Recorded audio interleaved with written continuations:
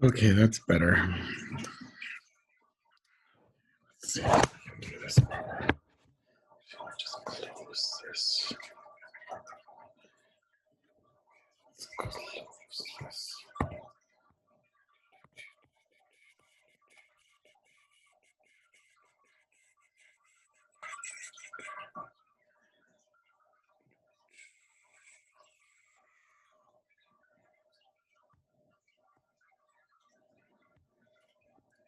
Per million. 7.3, 6.8, 5.0. What was this? Not 0.5 or so ppm.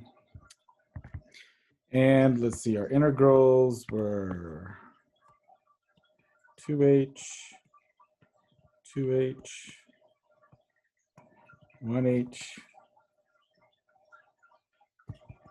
9h. I think this is a quasi-accurate representation of the spectra we were just looking at. It's just going to be easier to do this all on one node as opposed to going back and forth because there's not enough space on the form to do that. So what I would typically do is I would typically do a little table, parts per million, integrals,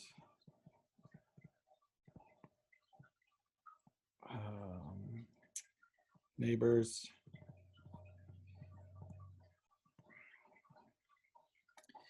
and a fragment. Okay, 7.3, 6.8, not 0.5, oops, 5.0, not 0.5. Okay, so 2h, 2h, 1h, 9h. And this equals, stop that, this equals 14h. So our formula was, C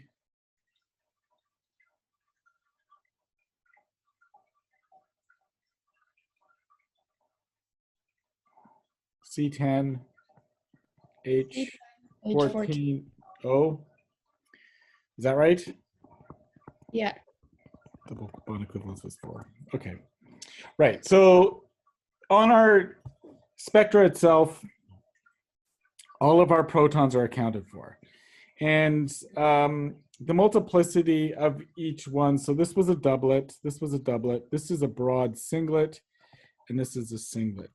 So remember, alcohols, hydroxyl group protons tend to be broad singlets like this. If we did a deuterium, a D2O exchange experiment, this peak would disappear.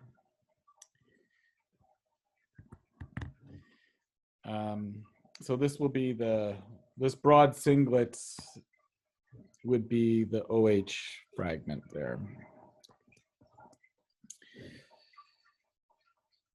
Yeah, anytime I've got a broad singlet, I just I say that that's a broad singlet. So this doublet would mean that the neighbors equals 1, neighbors equals 1, and this singlet, there'd be neighbors equals 0. So there's only really, if we've got 9 protons, there's really only one way to have 9 protons that are equivalent, and they all have, and it appears as a singlet. And that is, if we think about a tert butyl group,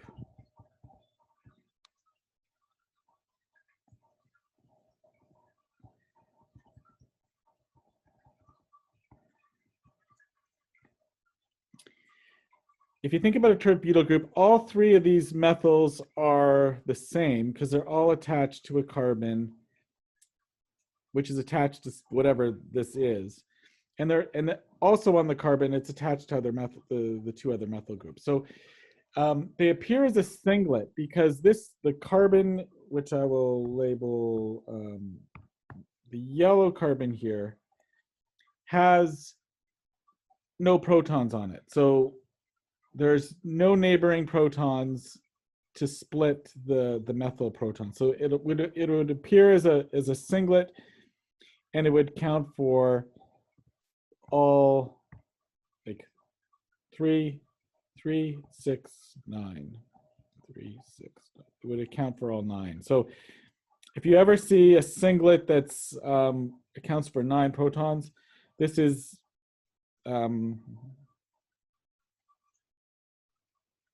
it'll be a tert-butyl group. The chances of having 3 independent methyl groups that all happen to have no neighbors and all have exactly the same chemical shift is really quite low. So yeah, this is basically a really good sure sign of a tert-butyl group.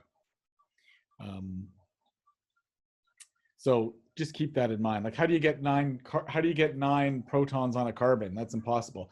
It'll be 3 equivalent methyl groups. So that's the best way to do it. Now the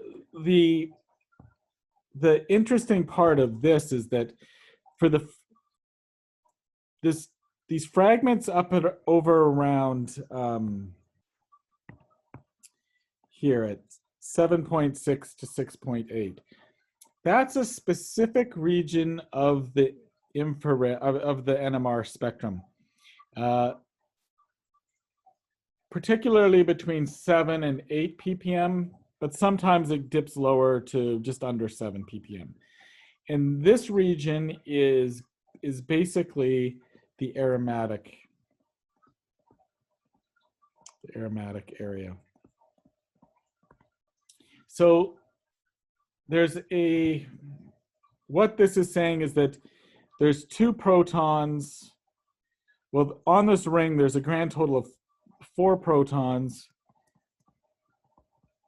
And obviously 2 are equivalent. And so they integrate to 2H each. So you got 2 sets of equivalent protons. And let's just do some potential aromatic rings. I think we did this before, but it helps to do it again. So let's put on a tert-butyl group here. Let's put on an OH.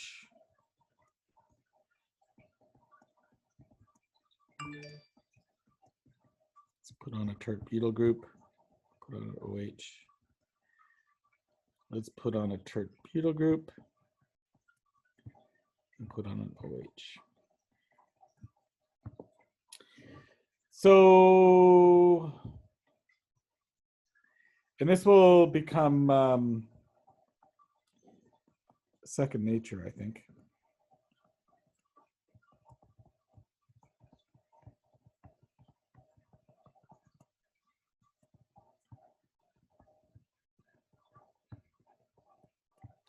So if you've got a high field NMR, which is able to distinguish between all the various protons, there will be, you can often see specific patterns which will help you distinguish between an ortho versus a meta versus a para.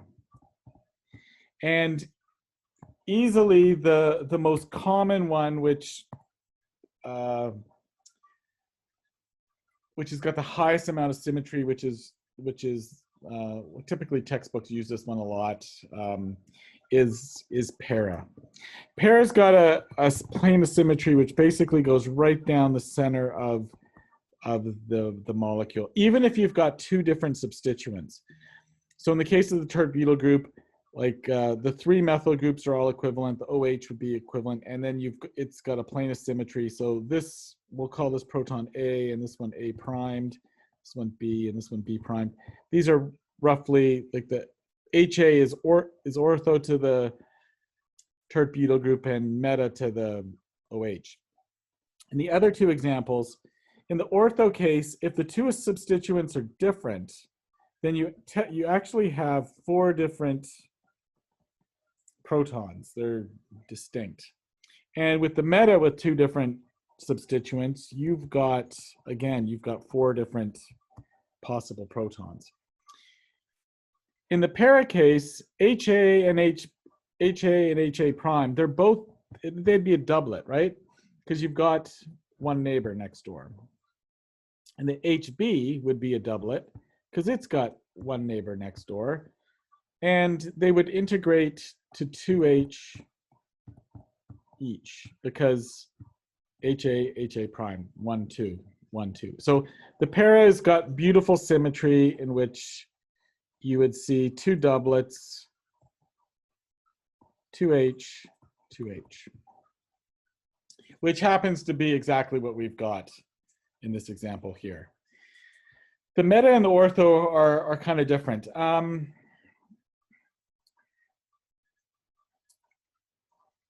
Let's do the ortho one first. So in the case of the ortho one, HA, it has basically got neighbor equals 1. So it should be a doublet. HB, it's got 2 neighbors. And so this would be a triplet if the coupling constants are the same. And for round aromatic rings, they tend to be the same. So this should appear as a triplet, or it could appear as a doublet of doublets, like what we did last class. HC, there's 2 neighbors, so this should be a triplet. And HD, n equals 1, this should be a doublet. That reminds me, I've got to post last class's lecture on Top Hat. I'll do that later this afternoon. So HB has got 2 neighbors, HC's got 2 neighbors. So this could appear as a doublet, triplet, triplet, doublet. Sometimes they'll overlap, get a little bit messy, but it's clearly quite a different scenario than just HA primed, each equaling a doublet, or HB and HB primed equaling a doublet. So it's very different than the para example. With regard to the meta, HA has got n equals 0, so it would be a singlet. HB has got 1 neighbor, n equals 1, so it should be a doublet. HC will be the same as HB, n equals, no, it won't, sorry, it won't be. HC has got 2 neighbors, n equals 2, so it should be a triplet. And HD has got 1 neighbor, so it should be a doublet. So in the cases where you've got 2 different substituents on an aromatic ring, the para has got some symmetry, so it's the simplest spectra, a doublet and a doublet, each integrating to 2. With the ortho and the meta, you could see 4 signals each. Ortho, a system of doublet, triplet, triplet, doublet, and the integrals for each of these would be 1h in each case. And in the case of the meta, you could see 4 signals, one of them being a singlet, and then 2 doublets and a triplet. So they're all actually quite different. So in the case here, my little fragment, which I would draw my little fragment like this.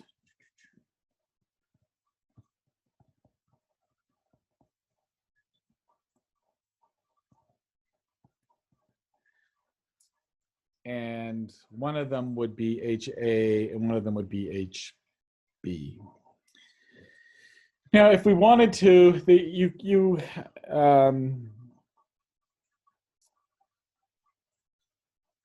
yeah, just out of curiosity, which one do you think is which? Which proton do you think comes out at 6.8, and which proton do you think comes out at 7.3?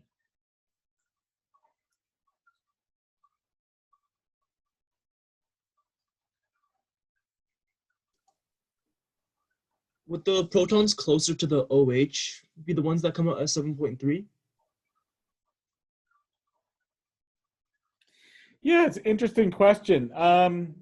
That's, yeah, it's more electronegative, so it should be de-shielding it. And the tert butyl group has got lots of electron density, so it should be shielding the proton that's close to it. So yeah, that would be my initial, I'm gonna look it up afterwards, but that would be my initial way of thinking about it. The only reason why I would be hesitant to think that way is I could draw a resonance structure with the OH, with the oxygen, which could put some electrons near the ortho one. So if we push these electrons here, it's actually pushing it into the entire ring because it is delocalized. But anyway, yeah, that's how I would think. But this one's probably the one at 6.8, and this one's probably the one at 7.3 because of that electronegativity difference. I'm going to look it up just later and see if that intuition is correct or not. But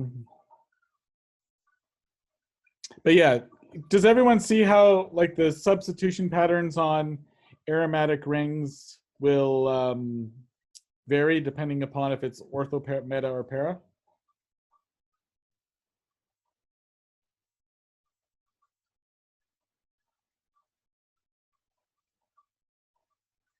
I'll take that as a yes.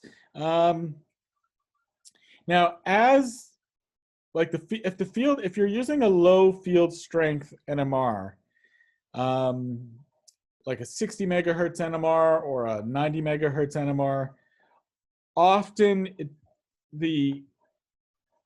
all of the protons can, particularly if you've got a really low field strength NMR, sometimes all 5 of the protons on a ring will just come out as a big sort of blob all together in the 7 point whatever range. And the integrals for this will be, would be, in this case, 5H. With the low field strength NMR, sometimes you can see the para substitution pattern, so a doublet here and a doublet here.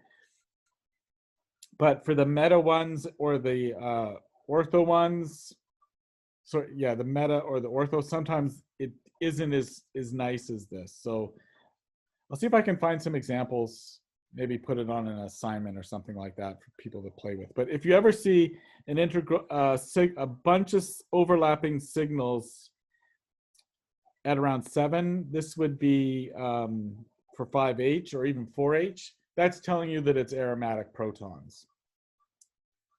Oh, I guess I should, while I'm here, that's a good point. If you're ever reading like a scientific paper and it's reporting NMR data, it usually goes something like this. HNMR, and in brackets here, it'll be the solvent that's used. So could be deuterated chloroform, CdCl3. Then it'll have the delta symbol, which lists, this is basically the chemical shift. And so if it was the previous example up here, and I don't have the exact,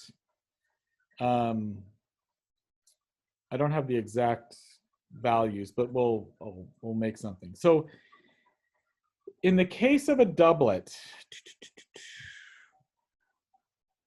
the chemical shift of a doublet is actually right in between the 2 lines. This is the true chemical shift of that doublet because it's split in 2. In the case of a triplet, the chemical shift would be right down the center line. That would be the chemical shift. And in the case of a quartet, for example, let's make that pretty. The chemical shift would be right down the center of this quartet. So it would report the chemical shift, so 7.30. It would, the next value, so this is the chemical shift. In brackets, you would put the number of protons it integrates to, and then in this case, D. So this D would stand for doublet. Then comma, what was the next one? 6.80, 2H, comma, doublet. 5.0, 1H, broad singlet. And then naught point, whatever it was, 5, 9H, singlet. And that's basically how these chemical shifts are reported, or a proton spectra is reported in an experimental protocol. If you have a scenario like this one right here, where it's like a multiplet of stuff, the way that this is reported, chemical shift, say this is 7.3 and this is, say, 7.15, you would have something like this, 7.3 to 7.15, and this integrates to 5H, and it would just be M, and that stands for multiplet that is indistinguishable. Like, you don't know if it's a triplet or a doublet or it's a combination of a whole bunch of things. That's how these sort of systems are reported.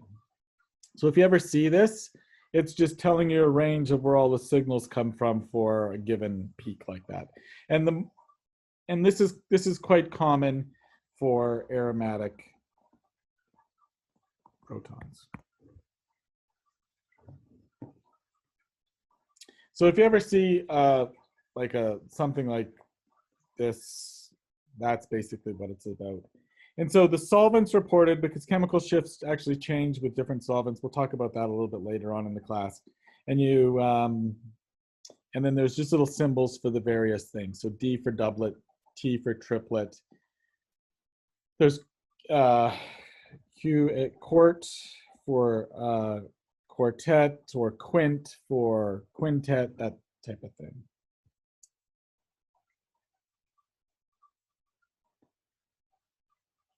All right. So the next thing we were going to do was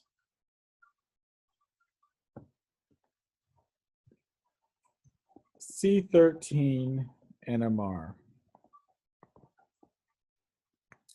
And this is my favorite, I think. So C13 Nmr, what this is going to tell us is the number of unequivalent carbons. That's a simple thing of what it's going to tell us. The second thing it's going to tell us is, or it can,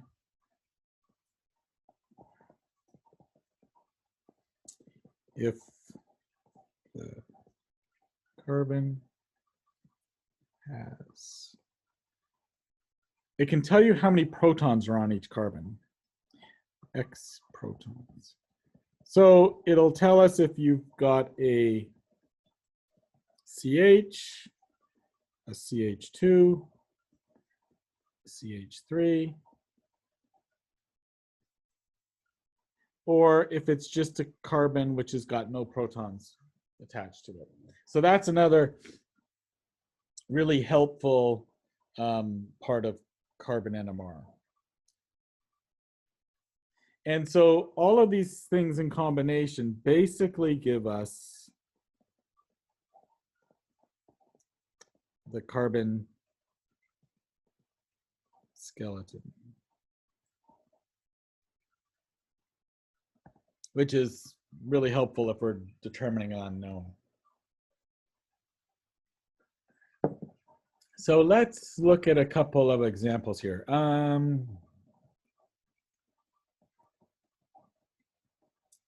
many different carbons do we have in benzene?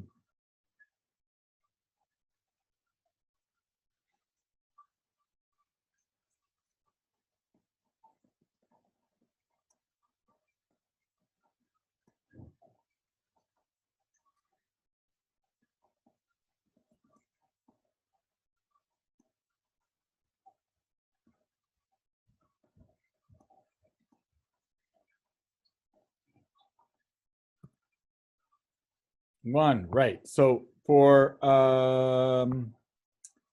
so in the case of benzene here, we've got one carbon. They're all the same. We've got a series of planes of symmetry that bisect this molecule, and all of the carbons, it's just, you would just see one carbon. So on benzene, we've got one carbon.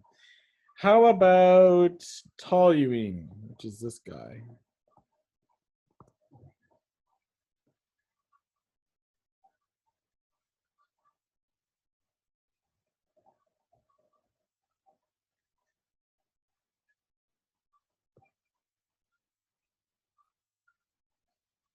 I lost a little chat thing, so I didn't get a chance to see what it said. It's weird. I can't seem to chat. 5? Yes, that is correct. We have got a plane of symmetry which bisects this. And so let's count our carbons. 1, 2, 3, 4, 5. Because this would be the same as 3 and this would be the same as 4. So we should see 5 carbons. Okay, what about xylene? Orthoxylene, to be specific.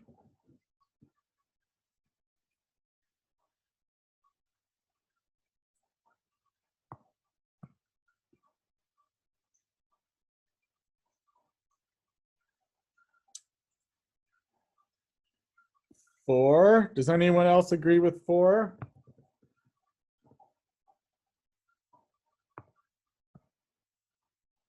Yes, at least 2 people say 4. Okay, right. So there's a plane of symmetry right here. 1, 2, 3, 4. Good. All right. And let's do one last one. Let's do this.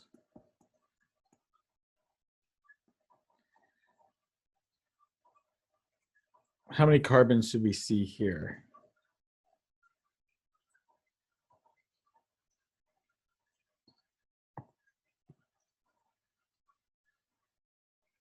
5. Let's see.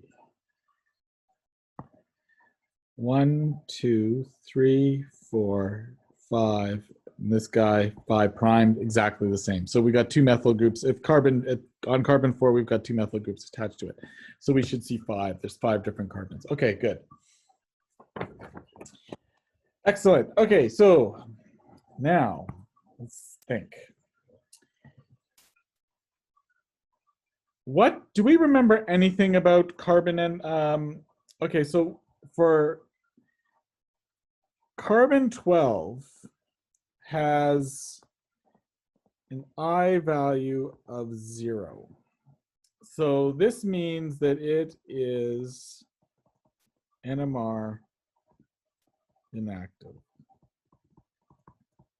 So we are relying, when we're running our carbon NMR, we're relying on carbon 13. So it has, its I value is 1/2. So it is going to follow, so it's active, so it's NMR active. And when it comes to the n+1 rule, remember the actual n+1 rule isn't the n+1 rule, it's the 2I n+1 rule.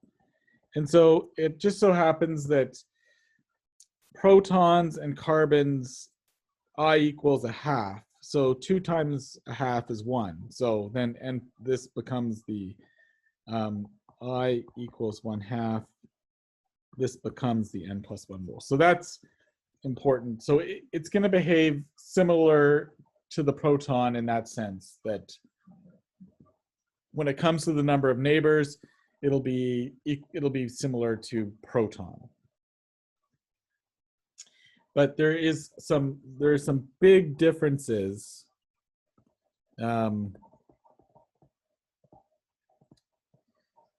with H1 NMR. The first is that C13 resonances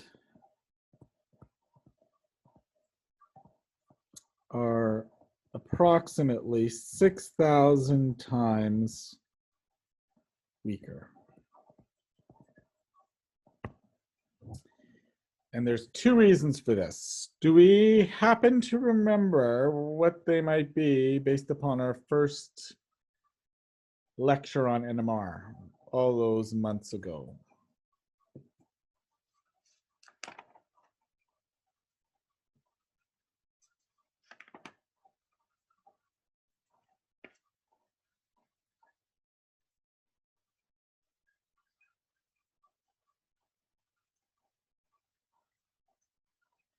Okay,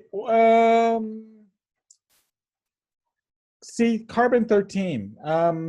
How prevalent is carbon-13 in nature? It has a really low abundance. Right, so the natural abundance is low. So it's approximately 1.08%, 1.1% of all the carbons in nature are C13s. So this means that if you've got benzene, or even toluene, for example, you are going to need, because toluene has got a grand total of 7 carbons, right? And we should see a C13 every 100 carbons. So, so most of the molecules of toluene don't have a single C13 atom in there. So you would need, let me do some math, basically 100 divided by 7 equals, you're going to need approximately 14 molecules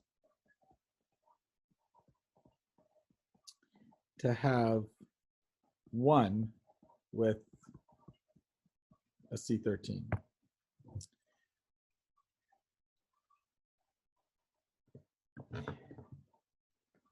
Does that make sense?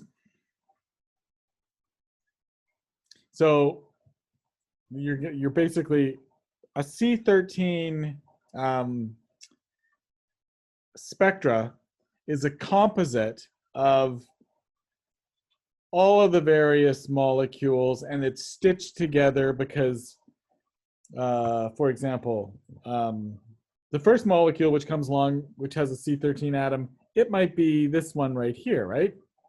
But then you have to wait another 14 molecules, and statistically you could get another one, and the carbon that's got the C13 could be, say, this one. Another 14 molecules comes along, and because there's a plane of symmetry in this molecule, there's certain atoms that when they are C13 will appear more often, like this one is the same as this, and this one would be the same as this.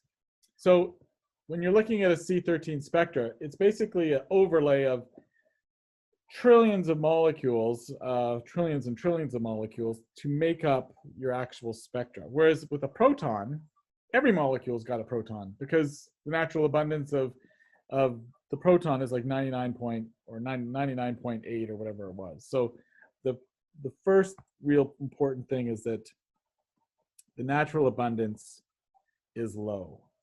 So not every molecule will have a C13 atom. And the other point is that it's rare to have a molecule with 2 C13 atoms. So it's going to be exceedingly rare to, particularly if you're working with it like small molecules, something under 10 carbons or whatever it might be. So does that make sense?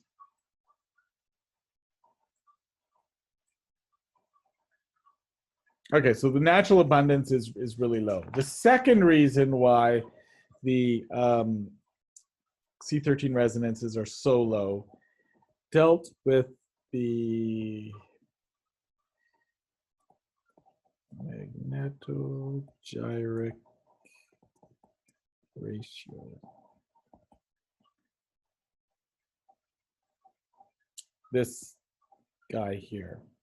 So for C13, this was around 67.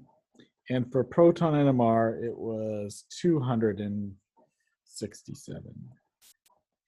Now, how is this important? So this was the physical constant with regards to the angular spin and a whole bunch of other things. But the key point for this was that when we had our applied fields or energy, here's our energy, and then we had this other, so this is increasing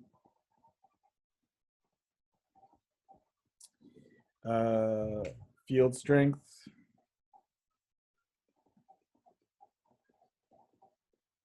Of the magnet, which we were using. So you would have at no energy, these would be degenerate layers, and they would so there'd be no difference, although I've drawn it so there's a little gap there. As you go up, the difference in the spin up and the and the spin down, oh gosh,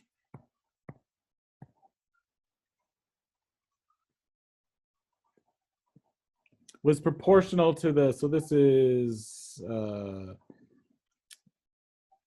plus a half, minus a half. So the difference, so this energy, which equals HV, this was proportional to the field strength, right? So, so for a proton NMR at a 300 megahertz, a carbon is roughly, because 67 divided by 267 is approximately a 4/4, right?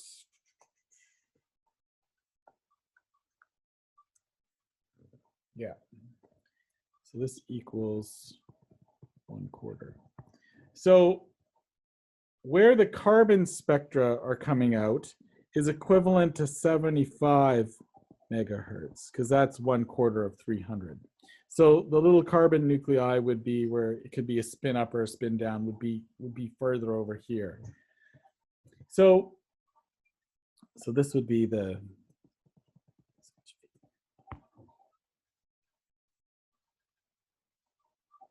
so carbon nuclei are going to resonate at lower frequencies. So C13.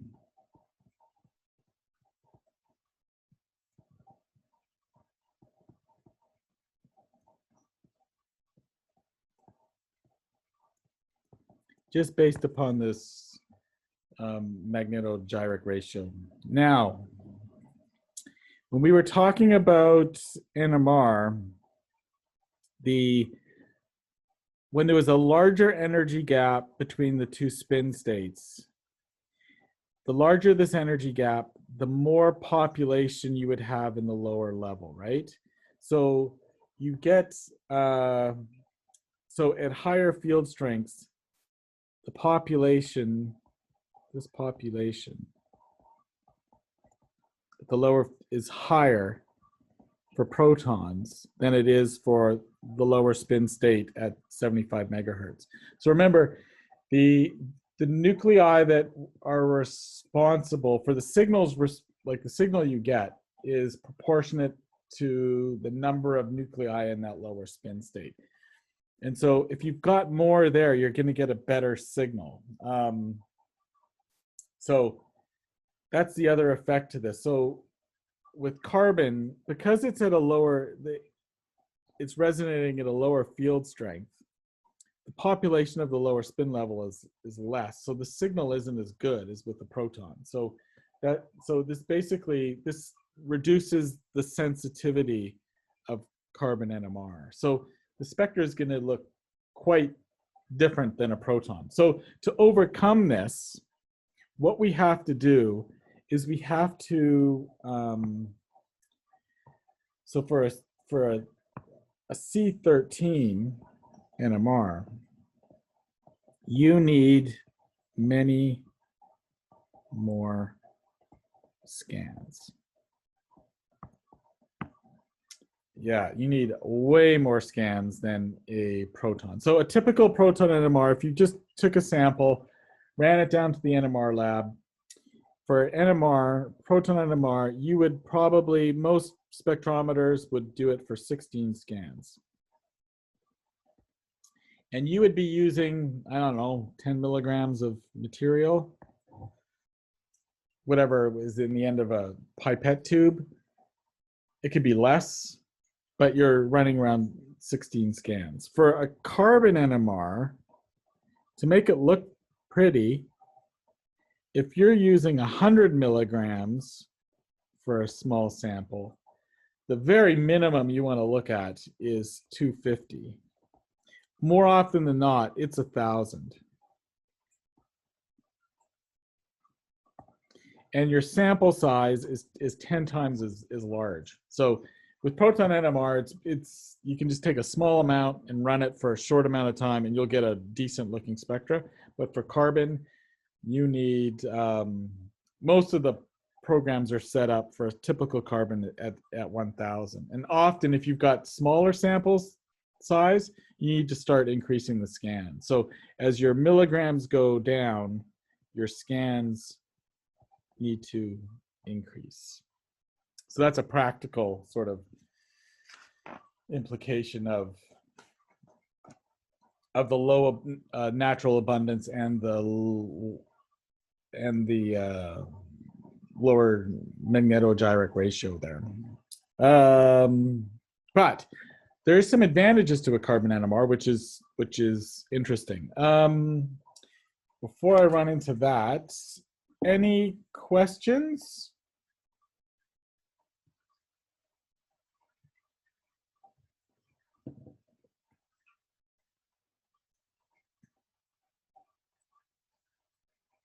I'll take that as a no.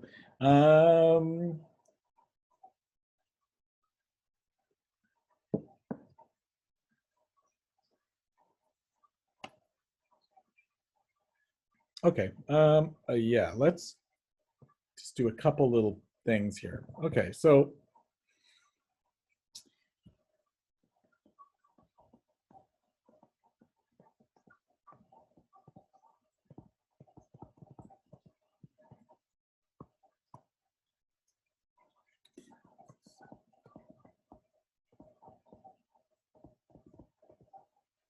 now some good news.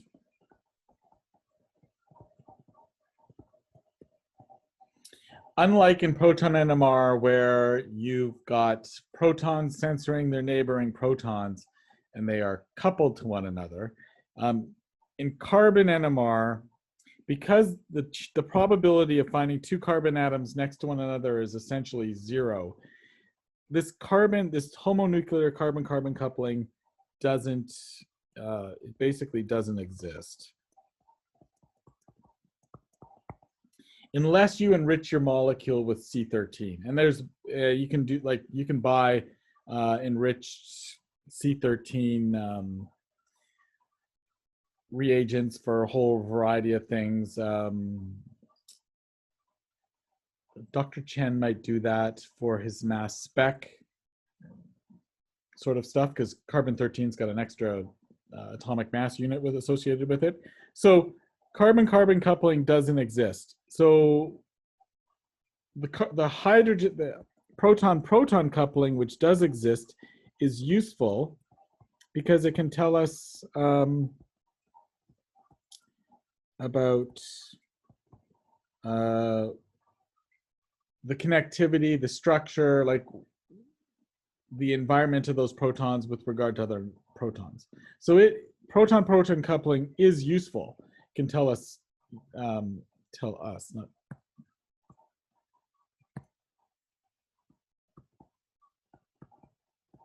So it is a useful thing. It complicates the spectra because everything's is split into various things. So there is no carbon-carbon coupling, but what about if this is a C13 atom and it's attached to 3 protons?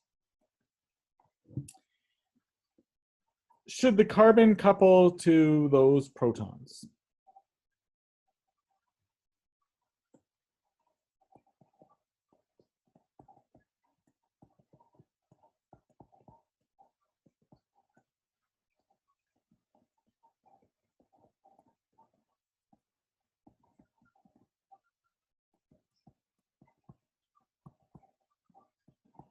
And the answer is yes.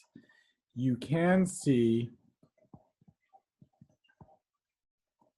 H1C13 coupling. And this is called heteronuclear coupling because the 2 atoms are different from one another. Okay, so if this is the case, then let's change the color here. This methyl group should be, so there's N equals 3. This should be a quartet. A methylene should be a triplet. This should be a doublet. And last but not least, a quaternary carbon should just be a singlet.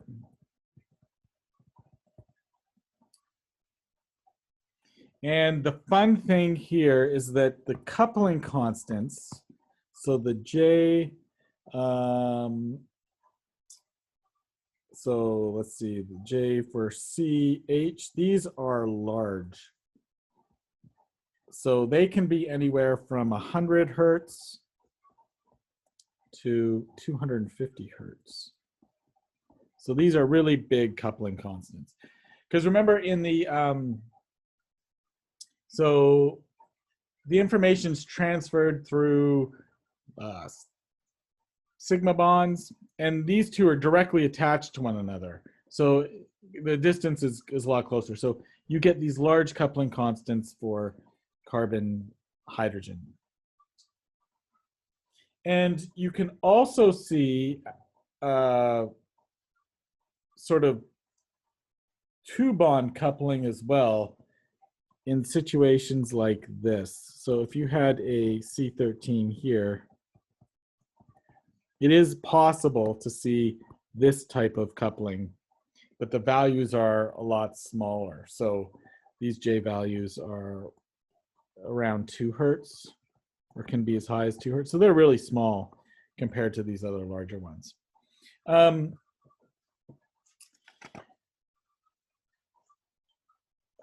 Now, this is really beautiful because it can tell you, the information can basically tell you that I know that this carbon's a CH, I know that this carbon's a CH2, I know that this is a methyl group, whatever it would be. So it could actually tell you a whole bunch of really, really super useful structural features about the molecule itself. However, I'm going to show you a picture of a, let me see if I can share my screen, of a carbon NMR, which is coupled. Oh, I see that there's a orange thing here in chat. Oh, dang it.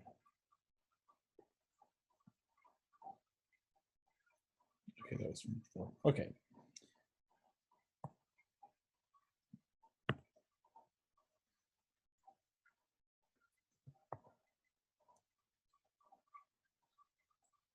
Can you see this carbon NMR spectra here?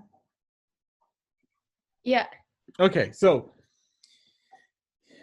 yeah, this is, let me see if I can expand this. There we go, big.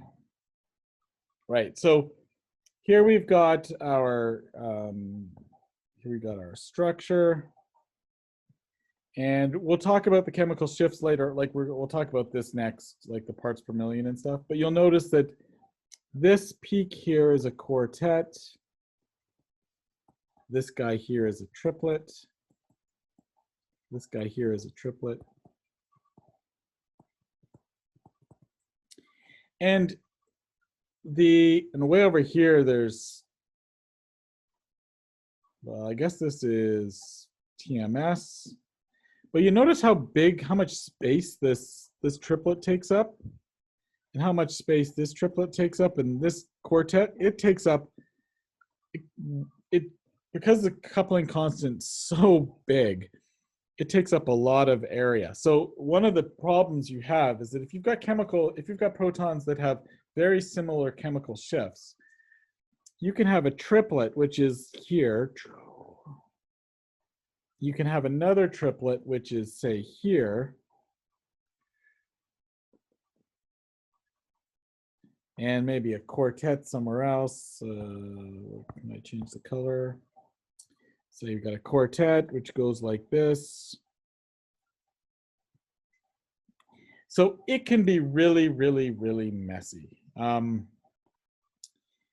Particularly if the various carbons have the same chemical shift. So this spectra here down below is what we call a proton decoupled spectra.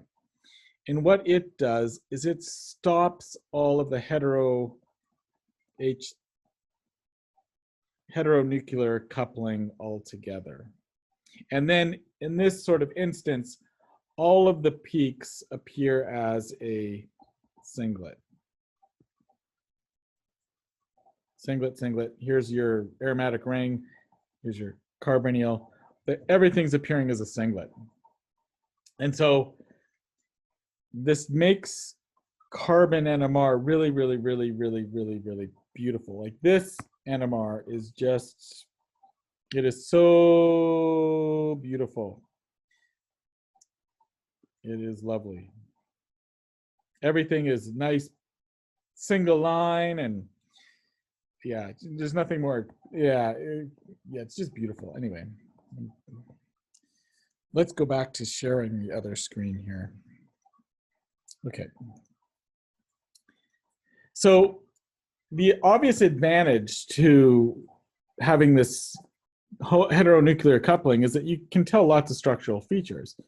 But the big disadvantage is because the chemical shifts of a lot of carbons are very, very similar, they can, and this coupling constant is so large, they can overlap and it can really, really complicate things. So what everyone who uses NMR has developed is what we call proton decoupled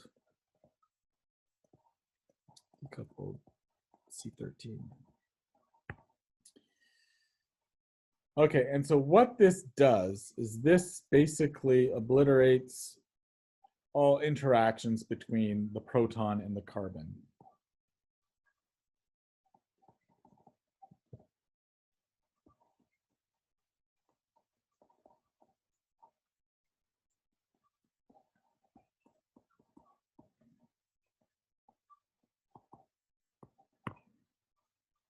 And so, and when we do this, all C13s appear as singlets. Now, the good news is later on, we're going to do some other experiments which will resurrect all of this information up here about, is it a methyl group? Is it a CH2 group? Is it a CH group, or is it just a quartet? So there's other experiments which are gonna resurrect this information. So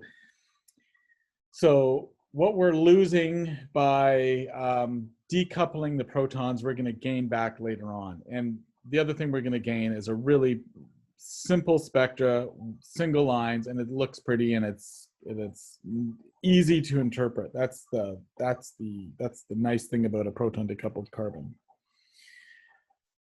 So how do we do this? What is the process for obliterating all of the C13 proton interactions? So let's pretend that we're a carbon and we've got an H here.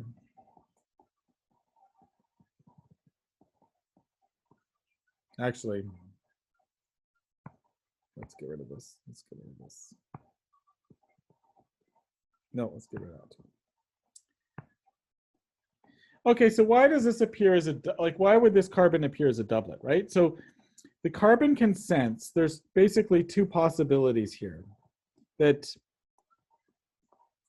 in one possibility, this proton is aligned to the magnetic field and will de-shield the carbon with respect to how it would normally be. And the other option is that the proton is opposed to the applied field and is going to slightly shield it, so it'll resonate at a slightly higher frequency than it normally would. So these are the two possibilities of a carbon which is bonded to one, a C13 that is bonded to one proton.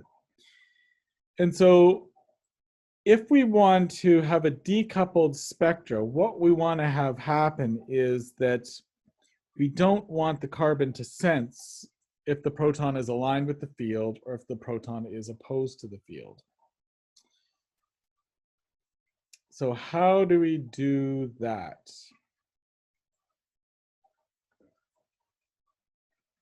And what I'm going to do is I'm going to draw this little diagram over here again. This is going to be energy. And this is going to be field strength.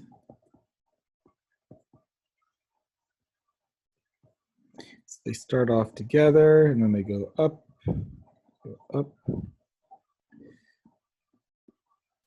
So your C13 nuclei are over here. And then your H nuclei could be way over here. They could be the half, the minus 1/2.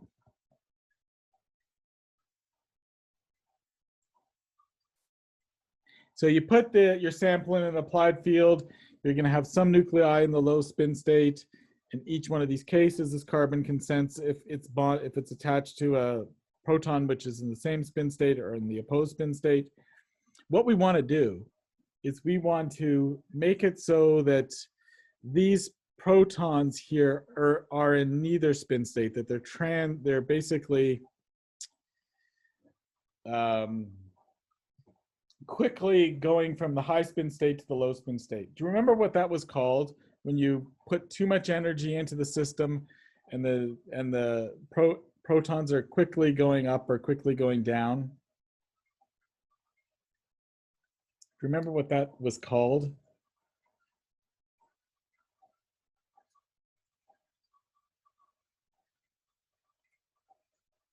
It started with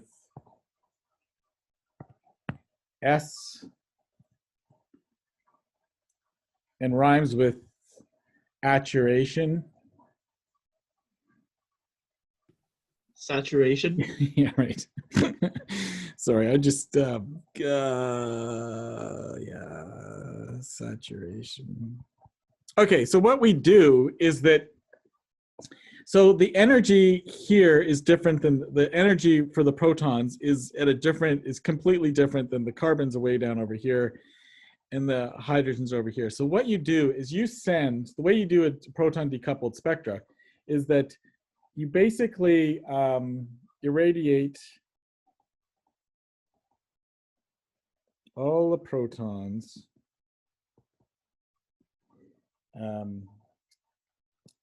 with a broad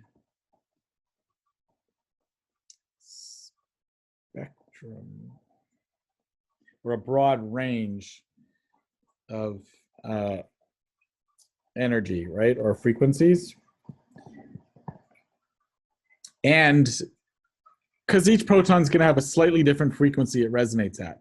But if you put a broad spectra which encompasses this range, all of the protons are gonna basically gonna be like all protons are gonna quickly go up, down, down, up. So they're rapidly transitioning between the two spin states. And so the carbon doesn't sense them because they're no longer in the up spin state or the down spin state. It's just an average, which comes out to be 0. And so when all these protons are transitioning, that's a good word, transitioning, rapidly, the carbons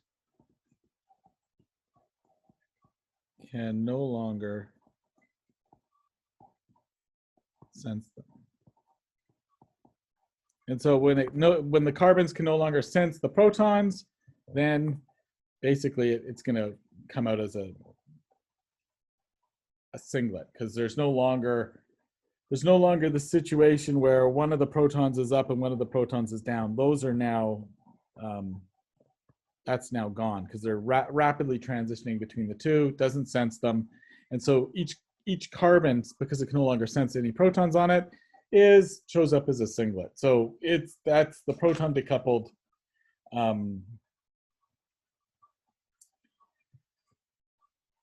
spectra is really, really interesting in that sense. So it simplifies the spectrum immediately. And there's one other really neat thing which happened when they developed this technique, which we'll talk about in a second, because usually this class is kind of long, right? It's 2 hours. Probably everybody wants to take at least a little bit of a break, right? For a second. Or do you want me to just keep on motoring through things?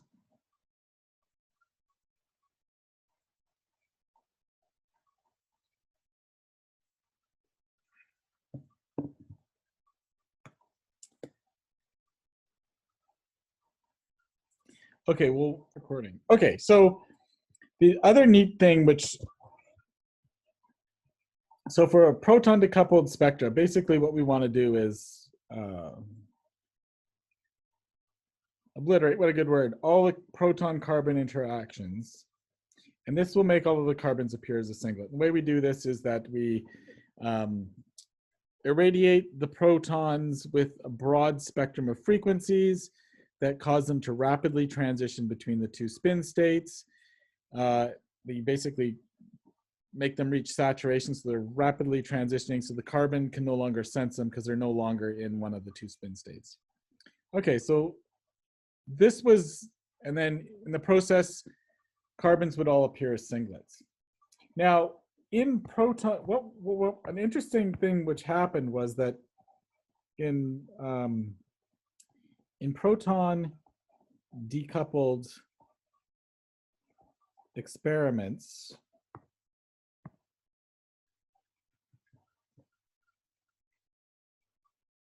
okay, in proton decoupled experiments,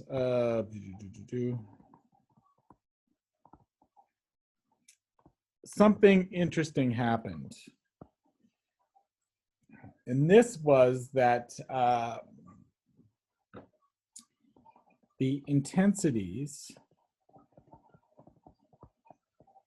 of the carbon resonances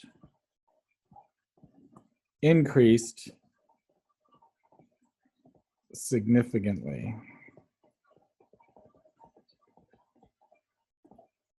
So this is a very good thing. This is a very good thing because remember, carbon's got all those things going against it, right? Low magnetogyric ratio, the low natural abundance. So anything which increases the intensities of the resonances, this was a very good thing. And one of the things that was interesting is that for carbons that were bonded to hydrogens, these increased more like than a CH2, which increased more than a CH, which very much increased more than a carbon without any protons attached to it.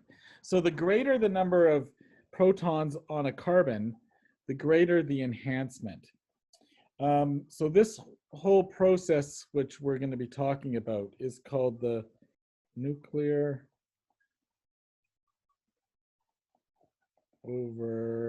Overhauser enhancement. Commonly referred to as NOE.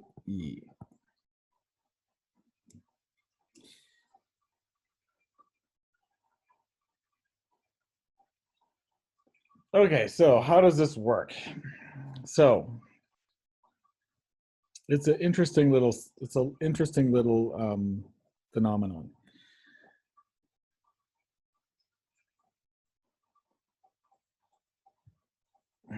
Okay, so basically, here's our carbon bonded to a proton. And let's go back to our little graph at the top here.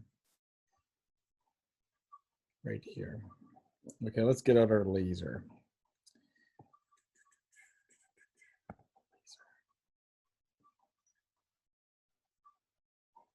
There we go. Here's our laser. Okay, so here we are, carbon in the lower spin state. And remember, our signal is dependent about the excess nuclei in the lower spin state. I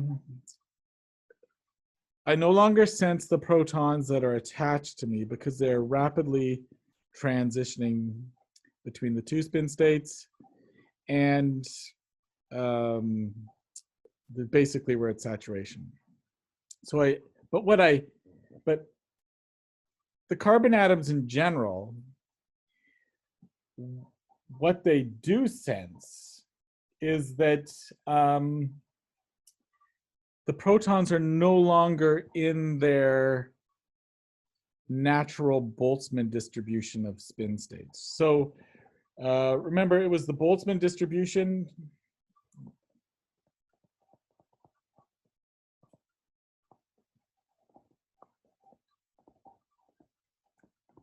which was responsible for the number of nuclei in lower spin state. So the protons are no longer in the, we'll call it natural Boltzmann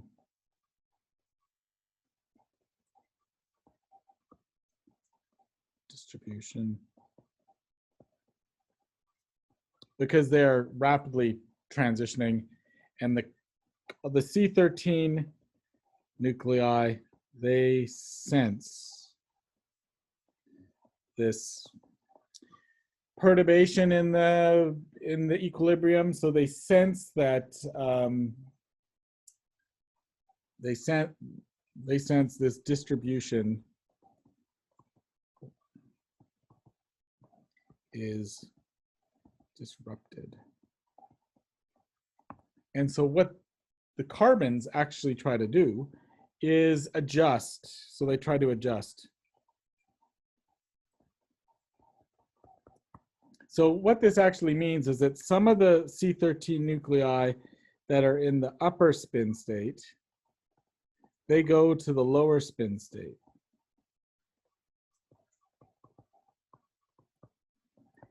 And it's the lower spin state nuclei that are responsible. These are the ones that are responsible for resonance. And so it's a really interesting little I don't know if you see that when that appears. So if a carbon has got more protons attached to it, then they're going to sense the disruption to this Boltzmann distribution better than a carbon with no protons attached to it.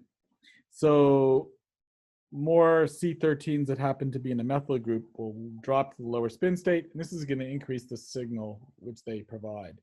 And so as the number of protons decreases, the height of the peaks tends to decrease. And so with a carbon which has got no protons attached to it, they tend to be tiny, tiny, tiny, tiny little peaks.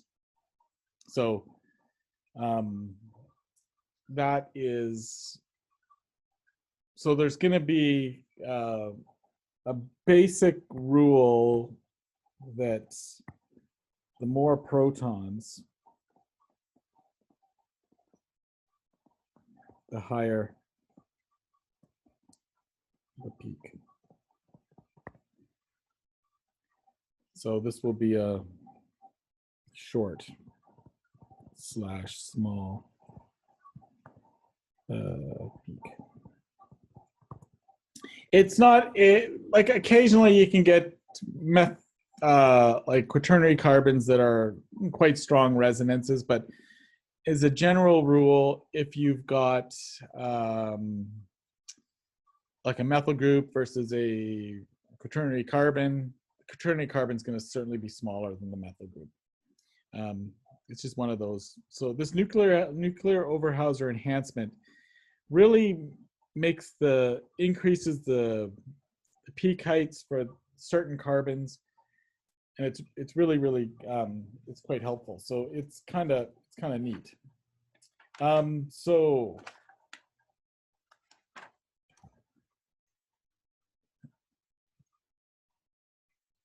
let's look at, let me go back to that.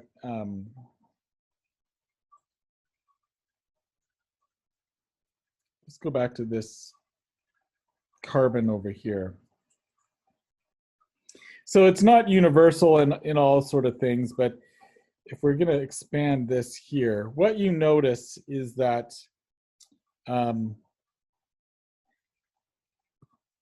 this carbon here is this carbon here, and its peak height gets to around there. The ketone, which is on this molecule's peak height, is here.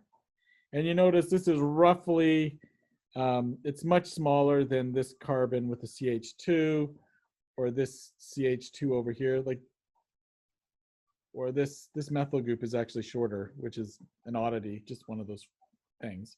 So you'll notice, yeah, so, but the quaternary carbons tend to be the shortest of all of the peak heights. So that's just an interesting, these ones happen to be the highest, but then again, there's 1, 2 carbons here, 1, 2 carbons here responsible for that signal. And even this one, which is by itself 4, you'll notice that it's almost double the height of carbon 1. So there's a general rule that you can sort of tell quaternary carbons from all the others because they tend to be just shorter. Okay.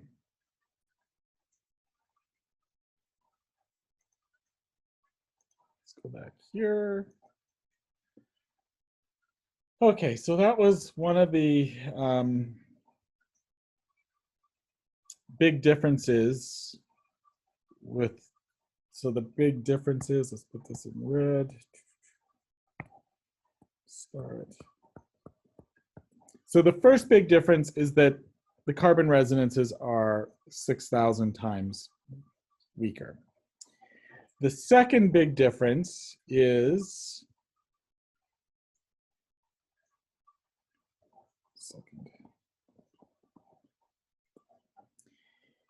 that there are no integrals. Oops.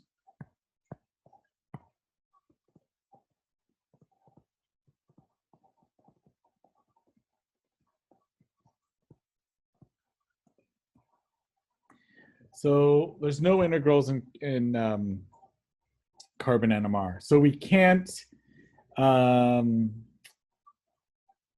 use the integrals to determine how many carbons happen to make up that signal.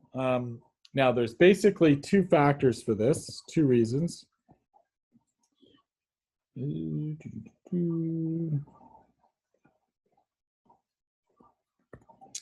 first reason we just did, right, which was the NOE. So you could have, say, a structure that looks like this.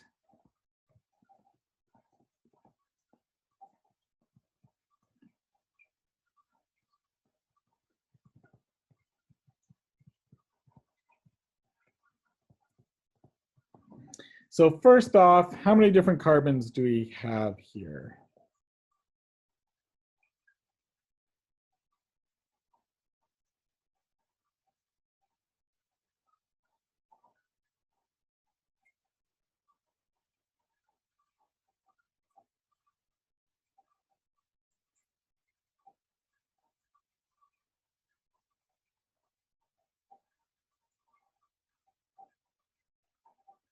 Anybody? How many different carbons?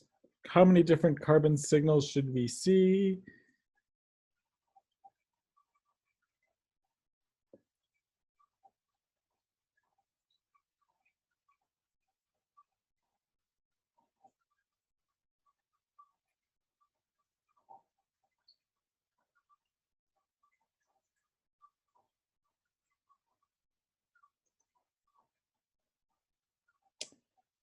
We've got some saying 5, some saying 6. Let's count. Okay, so 1, 2, 3, 4, 5. And we'll call this carbon up here 5 prime because it should be the same as this one down here. And we'll call this one 1 primed and 1 double primed. So we should see 5 signals. And if resonances, if we could integrate, 1 should integrate to 3 C's, 2 would integrate to 1, 3 would integrate to 1, 4 would integrate to 1, and 5 would integrate to 2 carbons. But we can't use integrals. So the first reason is the NOE. So this enhances the signal depending upon the number of carbon or protons that are attached to it. So in this molecule on the right, the carbon primes should be enhanced more than, say, so I'll call this C1, should be enhanced more than, say, C3, which should be enhanced more than C4, which should be enhanced very much more than C2, and C5 should be enhanced like C1, right? So because carbons 1 and carbons 5 are both methyl groups, they should be enhanced more than the CH2, which should be enhanced slightly more than the CH4, which should be very much enhanced more than the carbon by itself, the C2. So that's one of the reasons, is that the nuclear Overhauser enhancement makes the area under the curve calculation of an integral wrong. So you can't do that.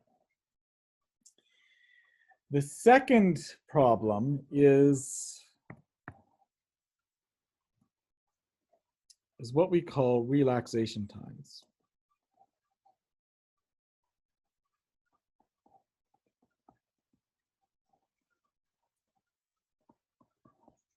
Okay, so in Proton NMR, when we're doing our scans,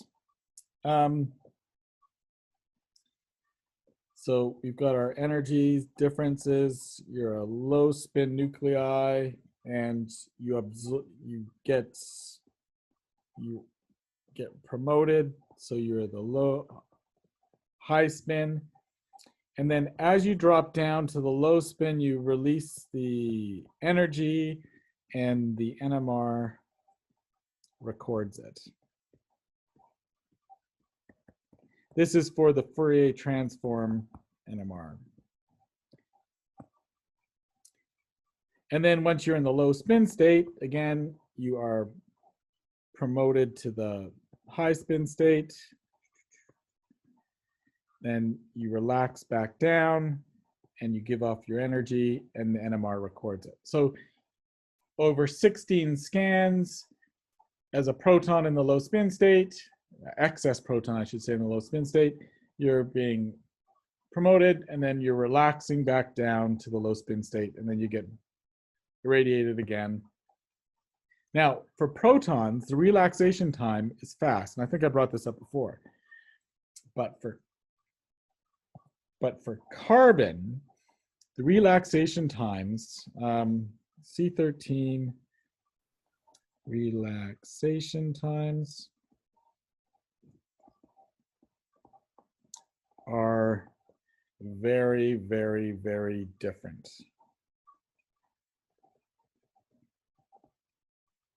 And they can be significantly different.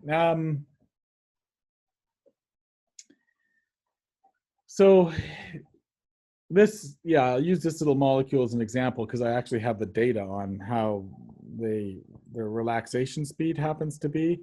There's two different, basically, two types of that can help nuclei relax. One's the spin-spin and one's the spin lattice. Excuse me, that's not important for what we're doing. The key important part is that if you take a sophisticated, like upper year course on NMR, you'll get this. The key point though is that depending upon the type of carbon, they tend to relax at different relaxation times. So for example, these methyl groups here, they relax after 9 seconds, 9.3 seconds. The methyl groups over here, they relax after 9.8 seconds.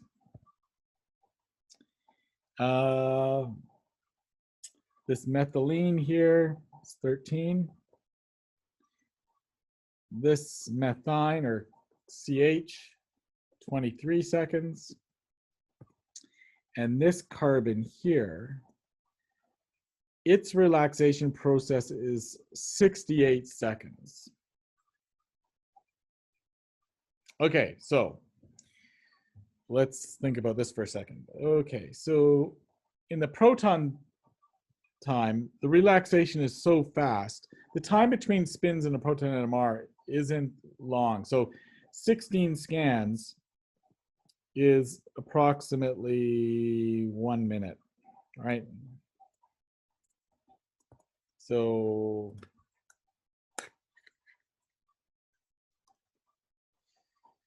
$60 seconds divided by 16 is 3.7 seconds.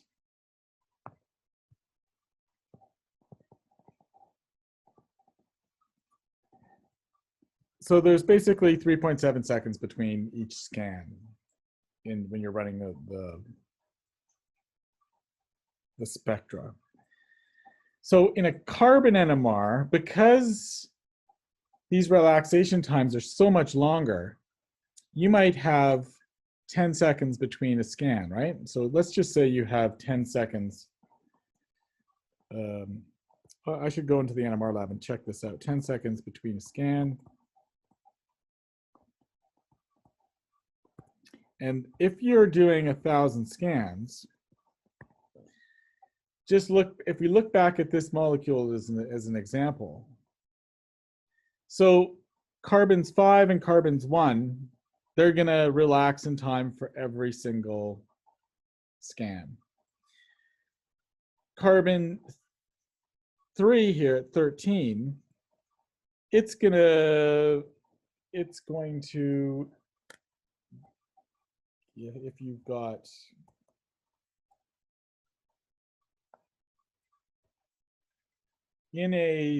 over a minute, out of the 6 possible scans, it's going to be relaxed in time to be promoted 4 times.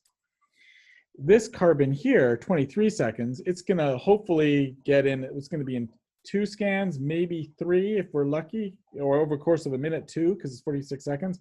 And this poor carbon over here, it's only getting promoted and relaxing back.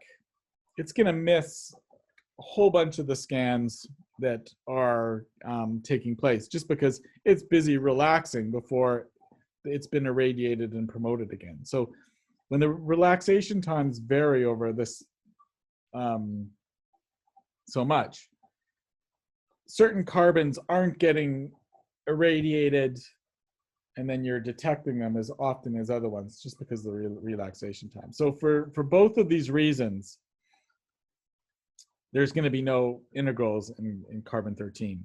The other major problem, what's the problem that can be seen here with regard to relaxation times on this molecule? There's another glaring sort of, oh my God, look at that. There's a problem for certain carbons.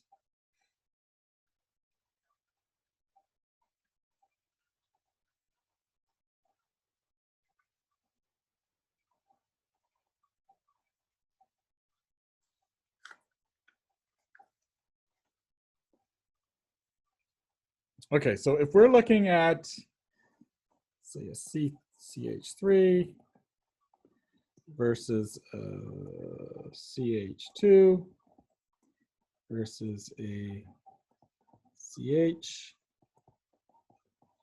versus a quaternary carbon. Okay, the methyl group here, it's got 3 protons. So its NOE is going to be good, right? NOE is going to be good. This quaternary carbon, its NOE is going to be not good. There's no protons there to help enhance it. If it's lucky, it could sense a proton on the carbon next door. But that is going to be less because it's further away, right? So so its NOE is going to be poor compared to the CH2 than the CH3. So it's basically the protons that have the carbons which have the most protons, their enhancement is better than those without. And at the same time, these nuclei relax faster. This one relaxes the slowest. So quaternary carbons, the problem is that they've got 2 things against them compared to the other carbons. They've got no nuclear Overhauser enhancement and they relax the slowest. So they're not being scanned as much, like there's not enough scans of them compared to the other carbons. So these really tend to be small resonances. So this is a consequence of these 2 factors. They don't win in either case, right? They don't really have a nuclear over enhancement, and they relax faster, so they're not promoted enough so they can be detected as much. So that's the two things going against it.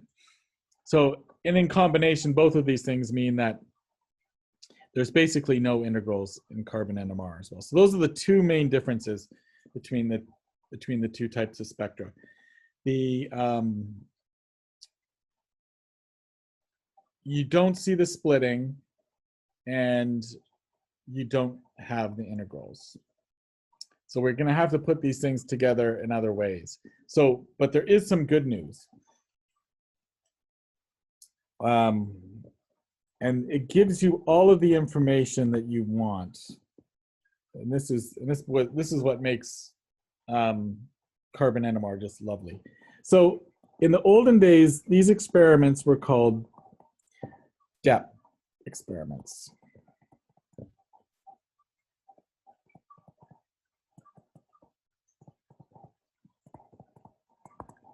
The modern variety of these is called a JMOD, but it's not, doesn't give you all the information as a depth. And what does depth stand for? It just stands for distortionless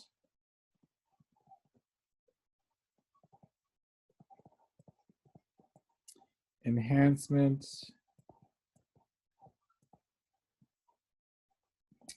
by polarization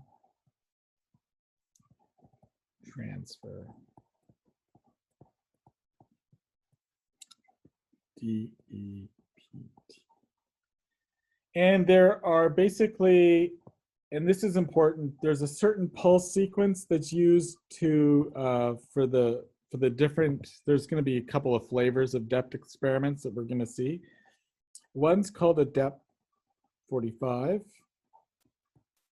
One's called a depth 90. And one is called a depth 135. And the depth 90 and the depth 135 are probably the most useful of the two. And when they're used together with a carbon spectra, it is just a wonderful thing. So in the depth 145, only carbons with protons appear. So if you're looking at your spectra, often you can tell which carbon has got no protons because it's the shortest. But if you run this experiment, a carbon without any protons is just going to vanish. So that's useful, but it's not as useful as the other two. In a depth 90, only CH carbons appear. So that's cool. And in a depth 135, CH and CH3 carbons are positive, and CH2 carbons are negative. So if we went back to our, actually, I'll give you sorry, in a JMOD, what a JMOD does is it's similar in the sense that CH and CH3 are positive, while carbon and CH2 are negative. So that's what a JMOD does.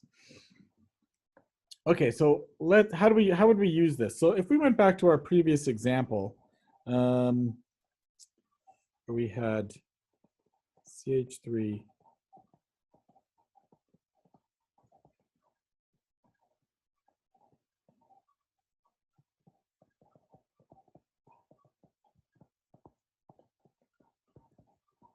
we've got 5 signals, right? So let's put them on our graph here. Let's see, let's put this one here. Give them slightly different heights. I'm going to avoid the chemical shifts here just because, but let's just say that these are our signals here.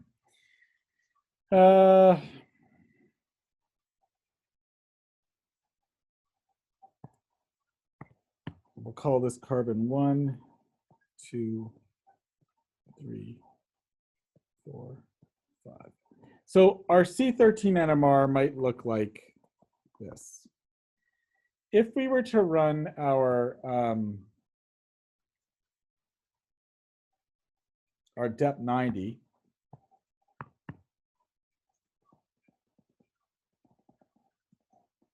it would look like this. Do, do, do, do, do.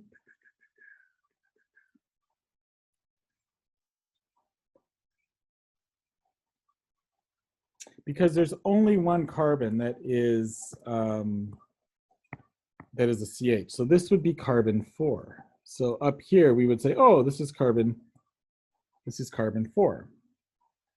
Then we would run our DEP 135 experiment.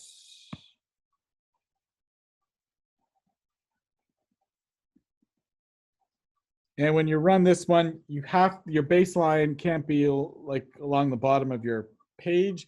It would be halfway up, and you would go like this. And I gotta make sure I can.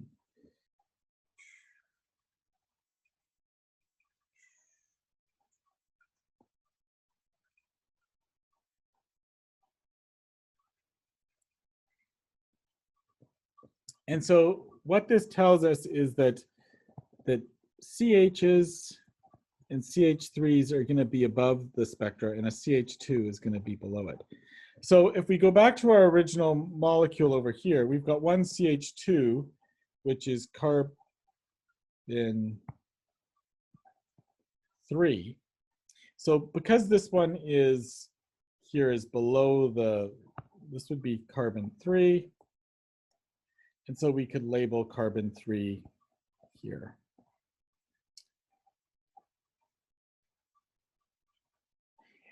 And we're also going to be able to pick out which is the methyl group, and which is the carbon 4 is still carbon 4, right? It's still there, which tells us that any new peaks that show up must be CH3s. This has to be a CH3, and this has to be a CH3. Now we don't know which one is so these would be CH3 protons, CH3, CH3.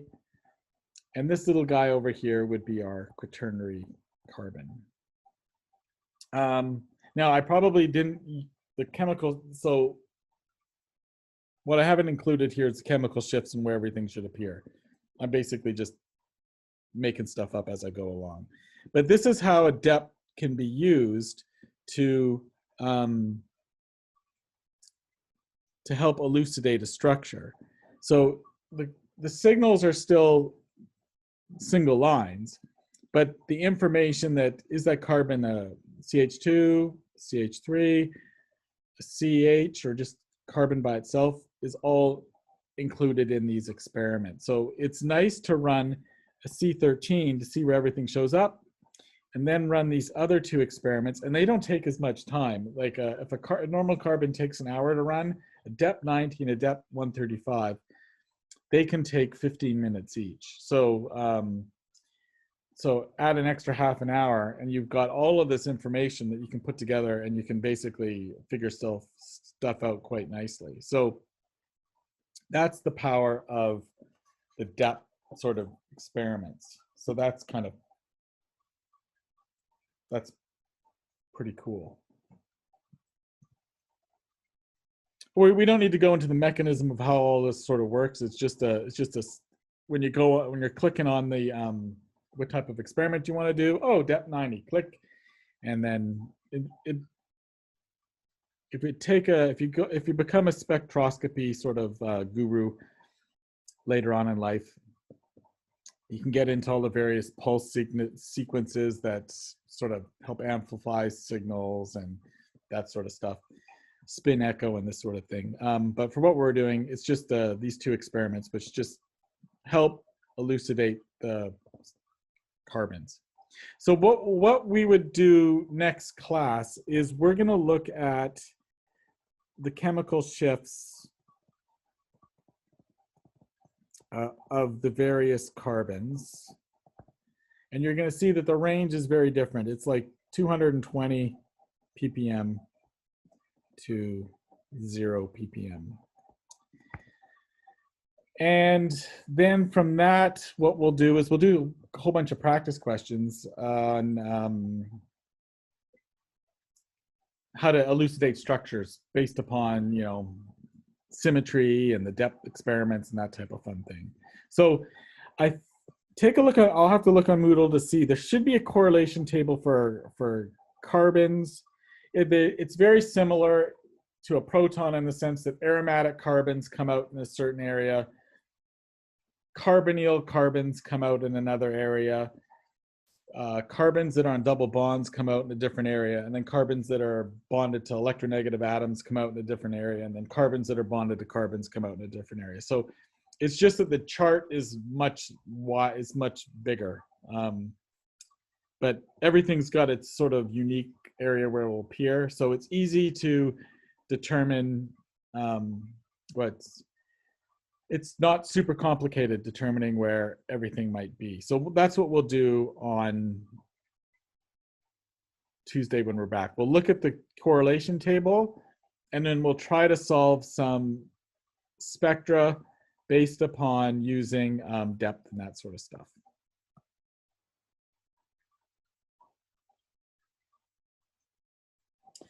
Okay, I've got a question about sharing an old midterm, so studying over the holiday. Yes, I'll do that. When's our midterm? Is it the first Thursday after the reading week? Yeah. Okay, well, yeah, I'll put an old midterm on. What I'll probably do is I'll post a proton assignment, so you got some questions, so you can practice on that too. And then how about on the Tuesday then, that if you've got any questions, we will go over that instead. So what the second midterm normally will focus on is NMR. I think that's usually what we do. But there'll be some hints using infrared and mass spec as well. So like I might give you an infrared spectra and an NMR spectra and solve the molecule type of thing. So yeah, I'll have to look at my old midterms and stuff. But yeah, I can post those. And if you have any questions, just ask. Yeah, we'll spend the Tuesday as a review, and I'll give you I'll make a proton assignment so you guys can do that over the reading break and get used to it, sort of thing.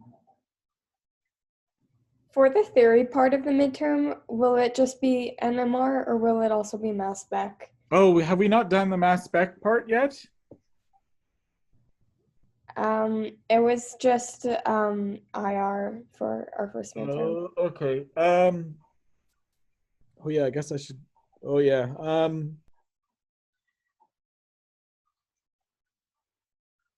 I think that's what we did in the past, is that we did mass spec theory, actually, now that I think about it. I think we saved all of the NMR theory for the final in years gone by. I'll have to look at an old midterm. I think that's what we did, because then we could do proton and carbon at the same time for the final. Okay. Let's look at an old midterm and see how things go. I forgot that we hadn't done that yet. Okay. Yeah, that does sound right. So it might be a little bit of mass spec theory. And then spectra.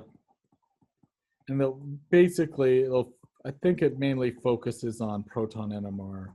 But we'll have some infrared and mass spec information to help solve it, so to speak.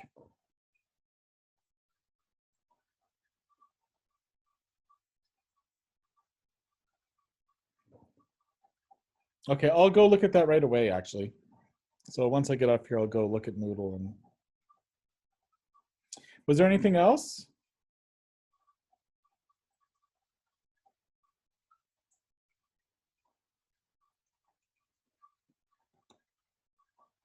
Okay, I think, yeah, okay. If you have any questions, just let me know, and I'll post last class and this class today. All right, okay. I'll stop this end.